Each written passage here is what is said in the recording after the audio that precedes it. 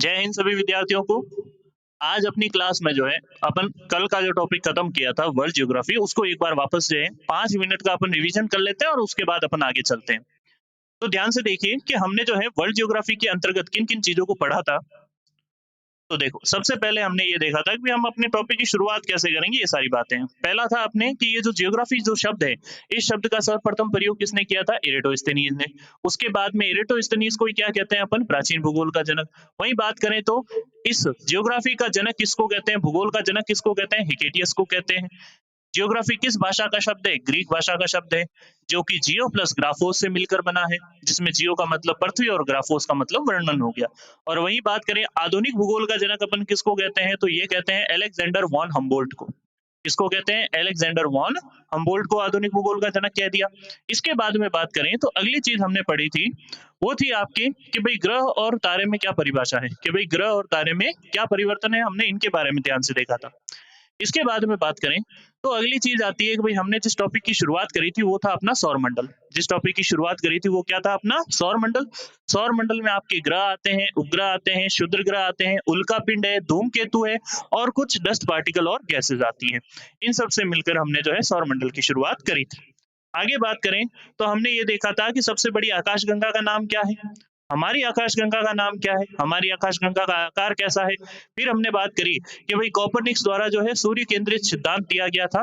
कहने का मतलब कई बार ये पूछा जाता है कि प्रथम व्यक्ति जिसने ये कहा कि सूर्य केंद्र में है और बाकी सारे ग्रह उसके चक्कर लगा रहे हैं, ऐसा सबसे पहले किसने कहा था? कोपरनिकस ने।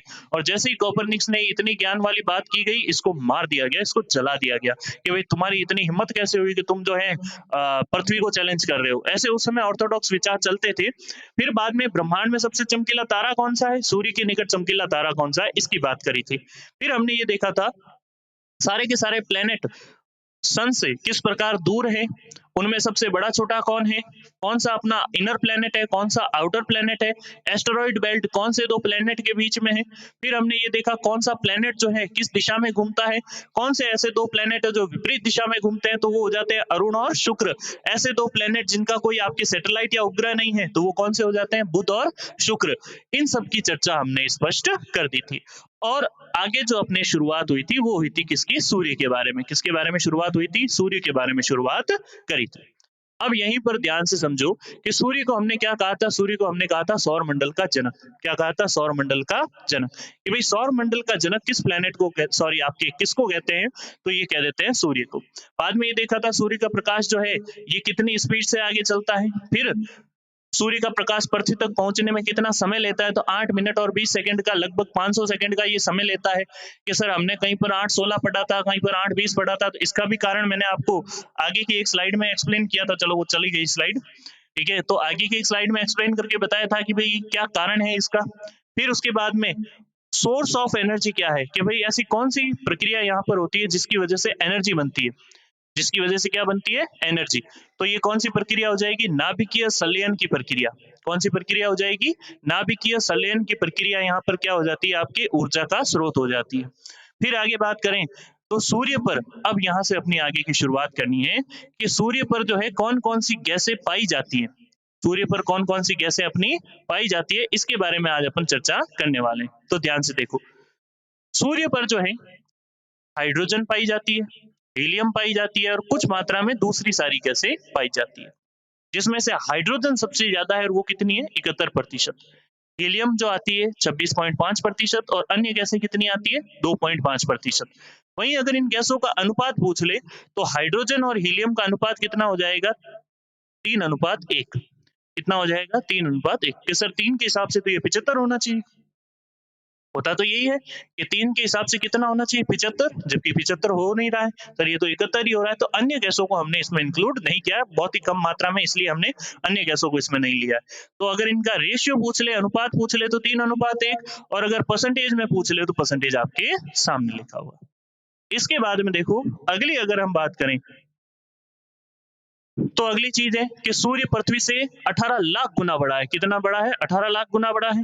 फिर बात करें तो पृथ्वी की त्रिज्या कितनी है? 6371 किलोमीटर। रेडियस पूछ रहा है तो ये अपना जो अर्थ है, इस अर्थ का रेडियस कितना हो जाएगा? ये हो जाएगा 3600 71 किलोमीटर अर्थ का क्या हो जाता है, रेडियस हो जाता है।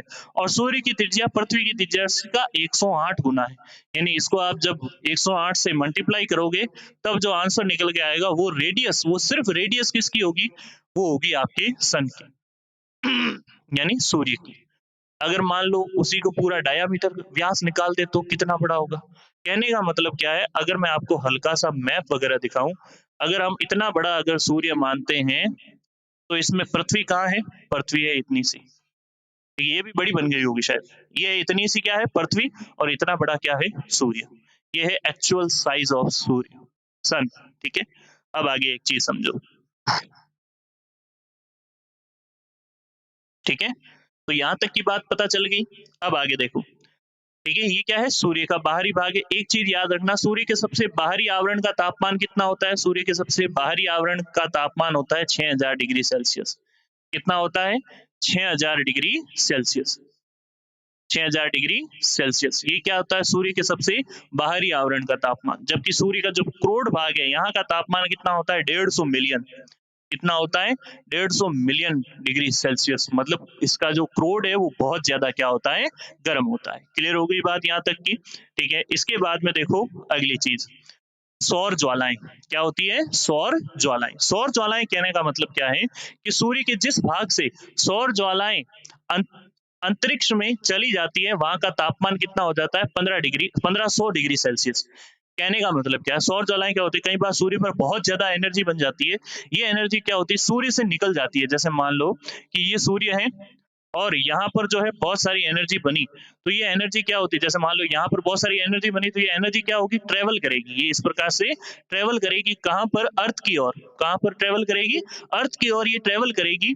तो यहाँ से जब, जहां से सूर्य से ये एनर्जी निकली है, ये सूर्य है, और जिस भाग से निकलेगी वहां पर एक स्पॉट बन जाता है। वहां पर क्या बन जाता है, एक स्पॉट। यहाँ पर स्पॉट बन जाएगा, यहाँ पर सौर कलंक बन जाएगा। और बाकी सारी जगह क्या है, बाकी सारी जगह तो एनर्जी बन ही रही है, यूं समझ लो बाकी पूरी जगह चमकदार है। बाकी पूरी जगह क्या है, चमकदार है। बस यही एक डार्क स्पॉट रहेगा, और यहाँ का टेम्परेचर कितना रहेगा, 1500 डिग्री सेल्सियस। बात समझ गए। अब होता क्या है, अब यहाँ पर समझो अगली चीज कि अब होता क्या है।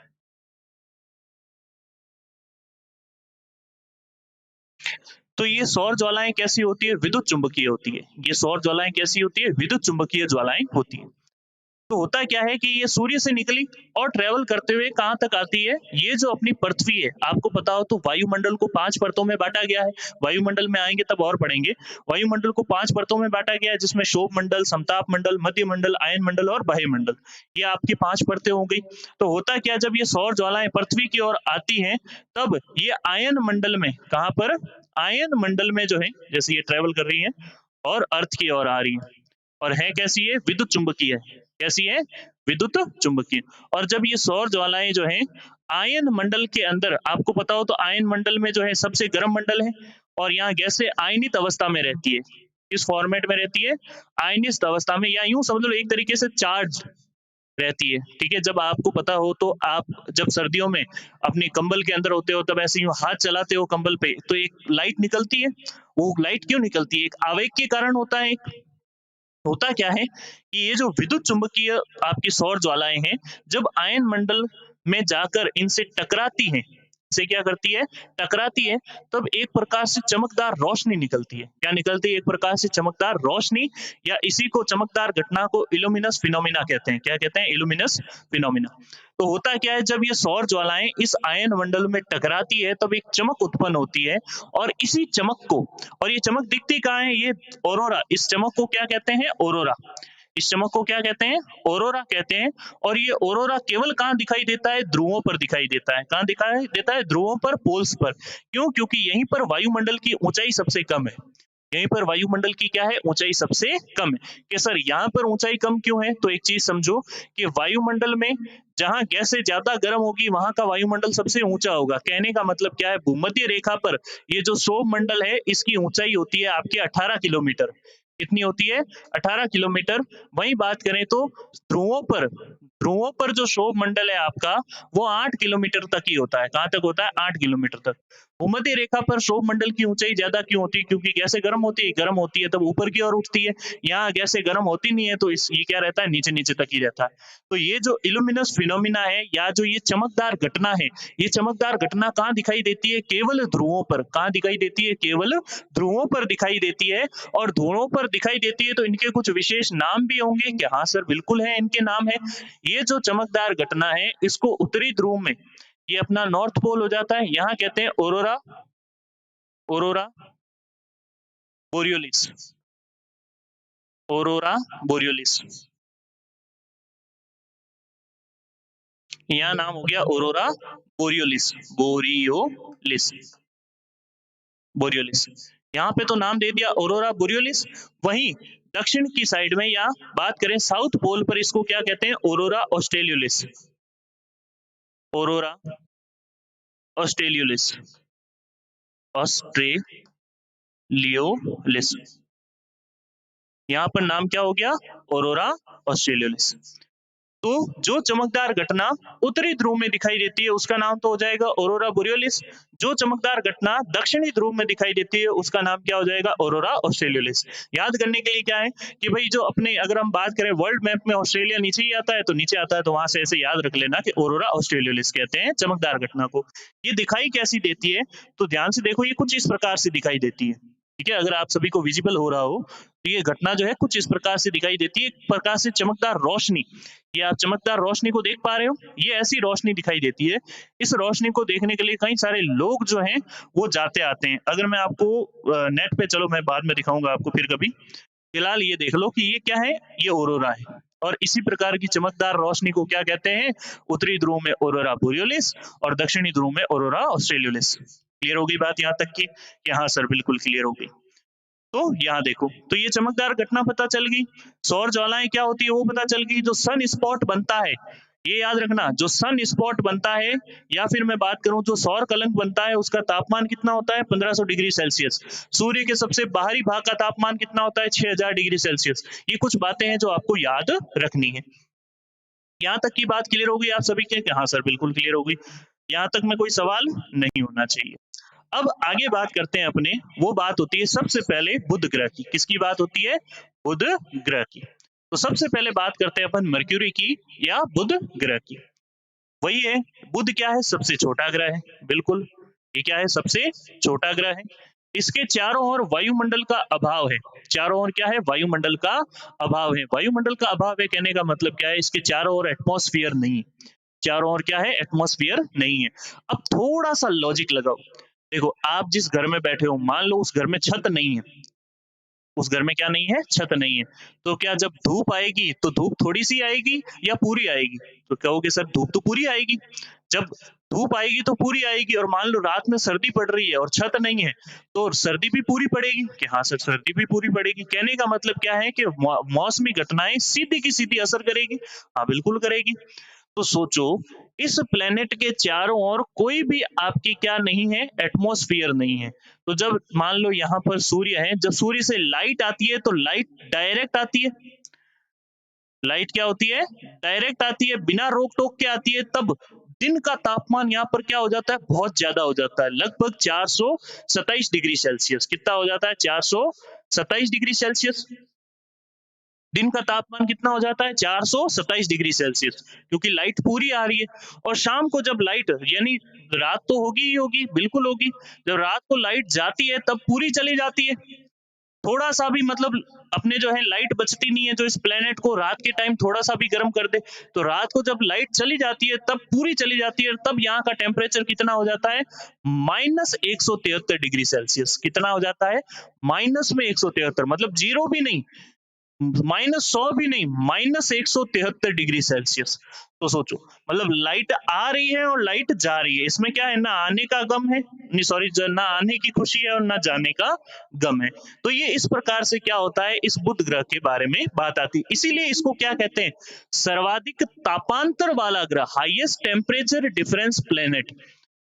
हाईएस्ट टेम्परेचर प्लेनेट नहीं, हाईएस्ट टेम्परेचर डिफरेंस प्लेनेट किसको कहते हैं? मर्क्यूरी को कहते हैं या बुध को कहते हैं, जिसके ताप में बहुत ज्यादा अंतर है। देखो दिन में तो देखो 427, रात में 400 से पहले जीरो पे आएगा, जीरो से फिर -173 जाएगा। तो दिन और रात के तापमान में बहुत ज्यादा अंतर हुआ कि नहीं हुआ? कि बिल्कुल हुआ सर। और एक चीज मैंने आपको बताई दी कि भाई इसका कोई उपग्रह नहीं है। एक चीज मैंने आपको क्या बताई है कि इस प्लेनेट का कोई भी उपग्रह नहीं है, मतलब इसका कोई भी सैटेलाइट नहीं है। बात समझ गए? और ये सूर्य के बहुत नजदीक है कि हाँ सर नजदीक है। तो सूर्य की परिक्रमा यानी सूर्य के चारों ओर बहुत जल्दी घूमेगा, बहुत जल्दी घूमेगा। ये सूर्य की परिक्रमा कितने समय में कर लेता है? ये सूर्य की परिक्रमा कर लेता है लगभग 88 दिनों में। कितने दिनों में कर लेता है? 88 दिनों में सूर्य के चारों ओर घूम जाता है। एक चीज यहीं पर याद रखना, मैं आपको वापस बता दूं, यहाँ थोड़ा सा लॉजिक लगा के देखो, जो ग्रह सूर्य से जितना ज्यादा दूर होता जाएगा, उसको सूर्य के चारों ओर घूमने में उतना ही समय ज्यादा लगेगा।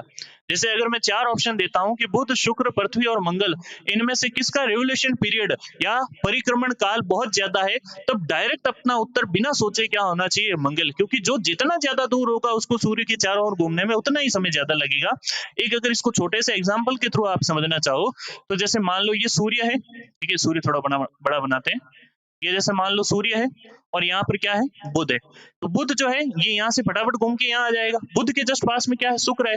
तो शुक्र को इतना राउंड जो है ये क्लियर करना पड़ेगा, ये इसके राउंड को काट नहीं सकता है, मतलब कोई छोटी गली नहीं ले सकता, उसको घूमना बराबर पड़ेगा। शुक्र के पास में पृथ्वी है, तो पृथ्वी को इतना घूम के जो है यहाँ आना पड़ेगा। तो आप देख रहे हो धीरे धीरे रास्ता क्या है? बहुत बड़ा हो रहा है। फिर मंगल है, तो मंगल को उससे भी ज्यादा टाइम लगेगा। देखो यहाँ पे भी नहीं आ रहा। फिर बृहस्पति आ गया, तो बृहस्पति को घूमने तो 12 साल लगते हैं। सूर्य के चारों ओर घूमने में, सूर्य का एक राउंड लगाने में उसको कितना साल लगते हैं? 12 साल लगते हैं। मतलब पृथ्वी 12 बार घूम जाएगी, तब बृहस्पति एक बार घूमेगा।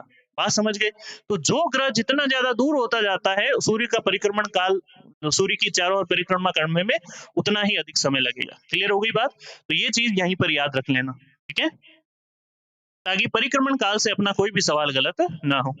अब यहाँ आगे समझो। तो बुध की बात कंप्लीट हो गई क्या? हाँ सर बुध की बात कंप्लीट हो गई। बुध दिमाग में आते ही सबसे पहले ये चीज आनी चाहिए, सबसे छोटा प्लेनेट है, कोई भी इसका सैटेलाइट नहीं है, एटमॉस्फेयर नहीं है, और highest temperature temperature difference planet है। बात क्लियर? बात क्लियर। बस इसके बाद में आगे देखो, अगली चीज क्या आती है? अगला आता है अपना शुक्र। अगला ग्रह कौन सा आता है? शुक्र ग्रह आता है। कौन सा ग्रह आता है? शुक्र या वीनस। इसको क्या कहते हैं? सुंदरता का देवता कहते हैं। क्या कहते हैं? सुंदरता का देवता, ग्रीक गॉड। फिर उसके बाद में है क्या है कि शुक्र जो ग्रह है, इसके वायुमंडल में, इसके वायुमंडल में, वायुमंडल में 90 से 95% भाग पर CO2 गैस पाई जाती है। कौन सी गैस पाई जाती है? CO2 गैस पाई जाती है, पाई जाती है। 90 से 95% भाग पर कौन सी गैस पाई जाती है? CO2 गैस पाई जाती है। तो CO2 गैस की क्या खासियत होगी? तो CO2 गैस की क्या खासियत होगी कि जब मान लो आप CO2 गैस की खासियत यहीं से देखते हैं कि भाई मान लो आपकी एक क्लास है, उस क्लास में जो है 20 ही जने बैठ सकते हैं। कितने जने बैठ सकते हैं? 20। हमने जबरदस्ती करके उसमें 30 जने बैठा दिए। कितने बैठा दिए? 30। आप देखोगे बाहर सर्दी है और जैसे ही 30 जने बैठे हैं, धीरे धीरे वो क्लास गर्म होने लगती है। धीरे धीरे वो क्लास कैसी होने लगती है? गर्म होने लगती है। अंदर जो है घुटन सी होने लगती है। तो इसका कारण क्या है कि सभी लोग ऑक्सीजन को कंज्यूम करके क्या छोड़ रहे हैं? CO2 गैस छोड़ रहे हैं। क्या छोड़ रहे हैं? CO2 gas. और CO2 गैस छोड़ने के कारण क्या हो रहा है? वातावरण गर्म हो रहा है। वातावरण क्या हो रहा है? गर्म। क्योंकि वो एनर्जी को अब्सॉर्ब कर रहा है, उसको आगे जाने नहीं दे रहा है। तो सोचो इस प्लेनेट में क्या है? इस प्लेनेट में जो है, जैसे मान लो कि ये सूर्य है, ये क्या है? सूर्य है। और यहाँ आ जाता है अपना वीनस या शुक्र ग्रह। यहाँ क्या आ जाता है? शुक्र। तो इस शुक्र ग्रह में क्या है कि भाई सूर्य तो प्रकाश दे ही रहा है, उसको तो प्रकाश देना ही देना है, ठीक है, ये कम ज्यादा नहीं कर सकता। तो सूर्य से जब प्रकाश की किरणें आती जाती है, ठीक है, बाकी सारे प्लेनेट में क्या है? बुध में क्या हो रहा था, जितनी आ रही थी उतनी चली जा रही थी। यहाँ पर क्या है कि यहाँ पर सूर्य की किरणें आ तो जाती है, लेकिन CO2 गैस के कारण, यहाँ मान लो चारों ओर कौन सी गैस है, CO2 गैस के कारण ये लाइट वापस बाहर नहीं निकल पाती, लाइट जो है वापस पूरी बाहर नहीं निकल पाती है। इसके एनवायरमेंट में CO2 ने क्या किया, लाइट को एब्जॉर्ब करके टेम्परेचर को बहुत बढ़ा दिया, टेम्परेचर को क्या कर दिया, बहुत बढ़ा दिया। और बहुत टेम्परेचर को बढ़ा देने के कारण सबसे गर्म ग्रह कौन सा होगा, शुक्र होगा, न कि बुध। कि सर बुध तो नजदीक है ना, नजदीक भले हो लेकिन वहां लाइट आती है और चली जाती है, मतलब ना आने की खुशी ना जाने का गम। ये कह रहा है आने की खुशी तो बहुत है लेकिन जाने का गम बर्दाश्त नहीं होगा। तो हम गम किसी के भी रूप में बर्दाश्त नहीं करेंगे, CO2 रख के भी रोक लेंगे, लेकिन रोक लेंगे। और इसी वजह से क्या है कि भाई CO2 जब रोका तो रोकने से वातावरण क्या हो गया, गर्म हो गया, वातावरण क्या हो गया, बहुत ज्यादा गर्म हो गया। एक छोटा मोटा डायलॉग नहीं है कि हम तुम्हें बर्बाद कर देंगे, ये कह रहा हम बर्बाद होना ही चाहते हैं। ठीक है, तो हुआ क्या कि पूरी लाइट आई, लाइट बाहर निकली नहीं, तो ये अपने आप ही क्या हो गया, सबसे गर्म ग्रह। अगर आपसे पूछ ले कि सबसे गर्म ग्रह कौन सा है, तो वो कौन सा हो जाएगा, शुक्र या वीनस। अगली बात करें तो अगली चीज आती है अपने लिए, अगली चीज आती है अपने लिए, वो क्या है, सबसे चमकीला ग्रह। सबसे चमकीला ग्रह आपसे पूछ ले, सबसे चमकीला ग्रह कौन सा है, ये भी शुक्र है। सबसे गर्म ग्रह कौन सा है, ये भी शुक्र है। इसके 90 से 95% भाग पर कौन सी गैस पाई जाती है, CO2 गैस पाई जाती है। इसको मॉर्निंग और इवनिंग स्टार भी कहते हैं, मतलब इसको सांझ और भौर का तारा भी कहते हैं, सांझ और भौर का तारा, भौर का तारा। सांझ और भौर का तारा किसको कहते हैं, तो ये कहते हैं आपके किसको, शुक्र को। नोन एज मॉर्निंग और evening star, known as morning और इवनिंग स्टार, ये किसको कहते हैं, शुक्र को कहते हैं। आकार और घनत्व में ये क्या है, पृथ्वी के समान है, और पृथ्वी के समान होने के कारण इसको क्या कहते हैं, आपके पृथ्वी की बहन। क्या कहते हैं, पृथ्वी की बहन कह दिया, पृथ्वी की बहन या फिर पृथ्वी की भगिनी। ठीक है, आपने संस्कृत में नाम सुने होंगे, भगिनी या भ्राता, पृथ्वी की भगिनी, या फिर मैं यूं कहूं ट्विन सिस्टर ऑफ दी अर्थ, किसको कहते हैं, तो शुक्र को कह दिया। बात समझ गए, क्यों, आकार और घनत्व में बराबर है, किसमें बराबर है, आकार और घनत्व में। जबकि घूर्णन काल में जो है पृथ्वी के बराबर मंगल होगा, हम आगे बात करते हैं। यहाँ देखो, शुक्र को अपने अक्ष पर घूमने में कितने दिन लगते हैं, 225 दिन लगते हैं। कैसे लगते हैं, 225 दिन। कहने का मतलब क्या है, जहां पृथ्वी अपने एक्सिस पर, ये पृथ्वी है, ये इसकी एक्सिस है, तो इसको अपनी ही एक्सिस पे घूमना है, ना कि सूर्य की एक्सिस में। ठीक है, जैसे अगर मैं आपको समझाऊं तो यहाँ देखो, प्लेनेट दो तरह से आपके घूमते हैं। कैसे कैसे घूमते हैं, एक तो सूर्य के चारों ओर घूमते हैं और एक अपने ही चारों ओर घूमते हैं। जैसे मान लो ये सूर्य है और ये कोई प्लेनेट है, या ये अपना वीनस है। तो इसको क्या करना है, एक तो अपनी ही एक्सिस पे घूमना है, अपनी ही एक्सिस पे इसको घूमना है, और साथ साथ में इसके चारों ओर भी घूमना है। जैसे मान लो मैं यहाँ खड़ा हूँ, मैं जो हूँ अपनी ही एक्सिस पे ऐसे घूम रहा हूँ, और अपनी ही एक्सिस पे घूमने के साथ साथ मुझको सूर्य के चारों ओर भी घूमना है। ठीक है, तो पृथ्वी जो है अपने एक्सिस पे कितने टाइम में घूम जाती है, मतलब एक दिन अपने यहाँ कितना 24 घंटे का होता है, कहने का मतलब 23 घंटे 56 मिनट और 4 सेकंड, ये एक मानक समय है। मतलब हम एवरेज 24 घंटे का लगाते हैं, 24 घंटे का समय लगता है। लेकिन शुक्र को अपनी ही एक्सिस पे घूमने में कितना लगता है समय, 225 दिन का। बात समझ गए, इसलिए ये क्या है, अपने अक्ष पर सबसे धीमा घूमने वाला ग्रह है। अगर आपसे पूछ ले कि स्लोएस्ट प्लेनेट जो अपनी एक्सिस पर सबसे स्लो घूमता है वो कौन सा हो जाएगा, तो वो कौन सा हो जाएगा आपके, वो हो जाएगा शुक्र, पृथ्वी की बहन या भगिनी।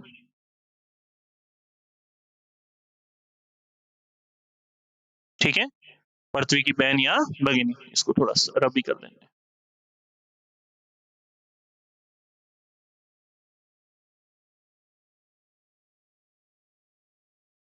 क्लियर हुई बात यहाँ तक की। अच्छा, आकार घनत्व में पृथ्वी के समान होने के कारण शुक्र को इतना समय लगा, और ये अपने अक्ष पर क्या है, सबसे धीमा घूमता है, सबसे क्या है, धीमा घूमता है। और इसी वजह से ये क्या हो गया, सबसे धीमा घूर्णन करने वाला। धीमा है तो यही याद रखना, कोई तेज भी घूम रहा है, और तेज कौन सा घूम रहा है, वो घूम रहा है आपके कौन सा, बृहस्पति पर। यहीं तक देखो, इसका कोई उपग्रह नहीं है, बिल्कुल सर हमने शुरुआत में देख लिया था। और सूर्य का परिक्रमण विपरीत दिशा में करता है, सूर्य का परिक्रमण किस दिशा में करता है, विपरीत दिशा में। यानी बात करें तो पूर्व से पश्चिम घूमता है। कैसे घूमता है, पूर्व से पश्चिम घूमता है, ईस्ट टू वेस्ट। कैसे घूमता है, ईस्ट टू वेस्ट घूमता है। क्लियर हुई बात सभी की। बाकी सारे प्लेनेट कैसे घूमते हैं, बाकी सारे प्लेनेट घूमते हैं वेस्ट टू ईस्ट। याद रखने के लिए कहा, पप्पू कहाँ रहता है, पप्पू धरती पर रहता है। पप्पू कहाँ रहता है, धरती पर। पप्पू, क्या याद रखना है, पप्पू। पप्पू कहाँ रहता है, धरती पर। तो कहने का मतलब पश्चिम से पूर्व। और धरती, केवल दो ही प्लेनेट ऐसे हैं जो विपरीत डायरेक्शन में घूमते हैं, तो दो को छोड़कर बाकी सारे पप्पू हो जाएंगे, और ये दो कैसे हो जाएंगे, पूपा हो जाएंगे। चलो ठीक है, अब आगे देखो, अगली चीज पर आते हैं। और अगली चीज आती है अपने लिए, ठीक है, शुक्र हो गया, शुक्र के बाद में अगला आता है पृथ्वी। अगला प्लेनेट, अपना प्लेनेट, बढ़िया प्लेनेट, शानदार प्लेनेट, अर्थ। अब बात करते हैं अर्थ के बारे में। यहीं पर काफी सारी चीजें समझ लो, ताकि क्या रहे, अपने को बार बार जो है इन्हें याद करने की चिंता ना हो। देखो, पृथ्वी कैसा ग्रह है, नीला ग्रह है। नीला क्यों कहा, क्योंकि इसके 2/3 भाग किससे गिरा है, जल से गिरा है। पृथ्वी को नीला ग्रह क्यों कह दिया, क्योंकि इसका 2/3 भाग किससे गिरा हुआ है, जल से गिरा हुआ है। बिल्कुल सर, कोई दिक्कत नहीं है। फिर आंतरिक ग्रहों में सबसे बड़ा ग्रह, हमने बात कर ली आंतरिक ग्रह क्या होते हैं, बाहरी ग्रह क्या होते हैं, तो आंतरिक ग्रहों में सबसे बड़ा ग्रह, बिल्कुल सर। उसके बाद में आकार के आधार पर कौन सा स्थान हो जाएगा, 5वां स्थान हो जाएगा, बिल्कुल सर, ये भी हमने बात कर ली। फिर सूर्य और पृथ्वी के बीच की दूरी कितनी हो जाएगी, दूरी पर भी सर चर्चा कर ली, 14.98 करोड़ किलोमीटर या 15 करोड़ किलोमीटर। 14.98 करोड़ किलोमीटर या 15 करोड़ किलोमीटर क्या हो जाएगी, सूर्य और पृथ्वी के बीच की डिस्टेंस हो जाएगी। फिर बात करें तो चंद्रमा से दूरी कितनी है, चंद्रमा से दूरी है 3,84,000 किलोमीटर। कितनी हो जाएगी, 3,84,000 किलोमीटर, ये चंद्रमा से दूरी हो जाएगी। किससे दूरी हो जाएगी, चंद्रमा। चंद्रमा क्या है, ये नेचुरल सैटेलाइट है अर्थ का। ये नेचुरल सैटेलाइट है अर्थ का, यानी अर्थ का अपने नेचुरल सैटेलाइट कौन सा है, मून है या चंद्रमा है। इसके बाद में देखो, अच्छा, अब देखो सूर्य और पृथ्वी के बीच की दूरी कितनी है, 15 करोड़ किलोमीटर। कितनी है, 15 करोड़। वहीं चंद्रमा से दूरी कितनी है, 3,84,000 किलोमीटर। कितनी है, 3,84,000 किलोमीटर चंद्रमा से दूरी है। तो इनमें सबसे ज्यादा जो है ग्रेविटेशनल फोर्स किसका लगेगा, सूर्य का लगेगा कि चंद्रमा का लगेगा। सूर्य यहाँ है, पृथ्वी यहाँ है, और यहाँ पर ये छोटा सा क्या हो जाता है, मून या चंद्रमा। तो सबसे ज्यादा फोर्स जो है ग्रेविटेशनल फोर्स, वो कौन लगाएगा।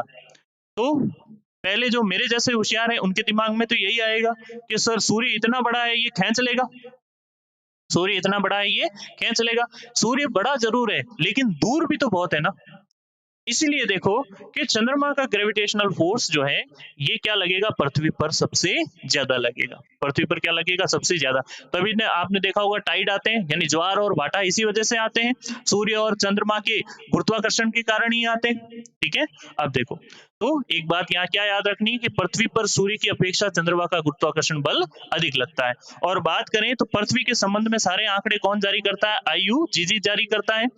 ठीक है, इसी में अगर हम देखें तो इनके अनुसार पृथ्वी की आकृति कैसी है, तो इनके अनुसार पृथ्वी की आकृति है जियोइड शेप। कैसी शेप है, जियोइड शेप है, नारंगी के समान है। एक ये शब्द है जियोइड, पृथ्वी की आकृति कैसी हो जाएगी, जियोइड शेप आकृति हो जाएगी। तो इसमें अगर हम ध्यान से देखें तो पृथ्वी जो है ये ध्रुवों पर थोड़ी सी चपटी है। ध्रुवों पर कैसी है, हल्की सी चपटी है, ये हल्की सी ध्रुवों पर चपटी है, इतनी भी चपटी नहीं है, लेकिन ध्रुवों पर हल्की सी क्या है, चपटी है, और आसपास से गोल है। एक तरीके से जैसे नारंगी होती है, सेम उसी टाइप की है। और इसी शेप को क्या नाम दिया गया है, जियोइड शेप नाम दिया गया है। ठीक है, एक बार इसको ध्यान से देखो, फिर हम आगे चलते हैं। ठीक है, चलो, तो यहां तक की बात क्लियर हुई आप सभी के।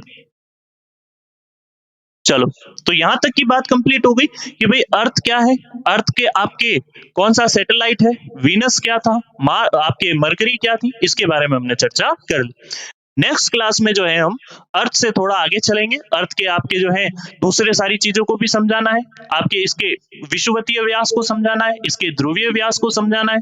इन सभी को जो है हम धीरे धीरे पढ़ते हुए आगे चलेंगे। और याद रखना, जल्दबाजी नहीं करनी है। अगर आप जल्दबाजी करोगे तो हम अच्छे से पढ़ नहीं पाएंगे। ठीक है, हमें अच्छे से याद नहीं होगा। आराम से पढ़ो, एक बार पढ़ो, बात खत्म। बार बार किसी टॉपिक को नहीं पढ़ना है, बस ये याद रखना। ठीक है, चलो, तो आज की क्लास को यहीं एंड करते हैं। अगर आप चैनल पर नए हो तो चैनल को जरूर से सब्सक्राइब करते हुए जाना, और इस क्लास के बारे में आपकी क्या सजेशन है वो भी साथ साथ में बताते चलना। कोई चीज समझ में ना आए तो वो भी बता दीजिए। चलिए, तो आज के लिए इतना ही। जय हिंद सभी को।